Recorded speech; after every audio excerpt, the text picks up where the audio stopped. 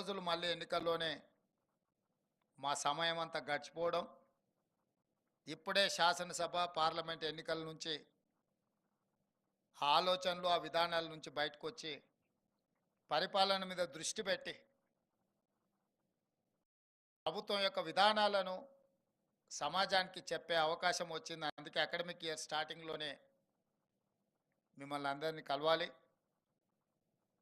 మీ ఆలోచనలు వినాలి, మా విధానాలను వివరించాలని ఆలోచనతో ఈ కార్యక్రమాన్ని తీసుకోవడం జరిగింది. ఇక్కడున్న చాలామందికి మేమేం అంశాలు ప్రస్తావించినా ప్రస్తావించకపోయినా ఫీ రియంబర్స్మెంట్ విషయంలో ఈ ప్రభుత్వం విధానం ఏందని మీ మనసులో ఎక్కడో ఉన్నట్టుగా మీ మొహాలు చూస్తుంటే నాకు బాగా అనిపిస్తుంది. కారు ఎంత గొప్పదైనా అందులో ఇంధనం లేకుంటే అది షెడ్లోనే ఉంటుందని ఇంజనీర్లుగా మీకు అందరికి బాగా తెలుసు.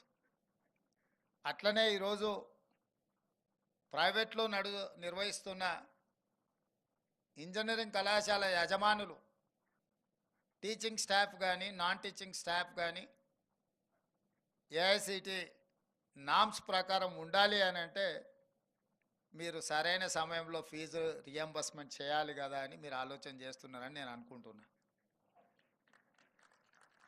కాకపోతే మన స్టేట్ వెల్ఫేర్ అండ్ డెవలప్మెంట్ స్టేట్గా ఉండే,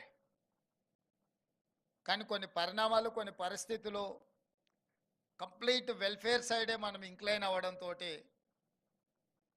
డెవలప్మెంట్ అనేది సెకండ్ పైడ్లింగ్ అయిపోయి వెల్ఫేర్ అనేది ప్రధానం అవ్వడం వల్ల కొన్ని పరిస్థితులు కొంత ఆర్థిక భారం పెరిగిపోయింది. ఆనాడు గొప్పగా డాక్టర్ వైఎస్ రాజశేఖర రెడ్డి గారు కాంగ్రెస్ ప్రభుత్వం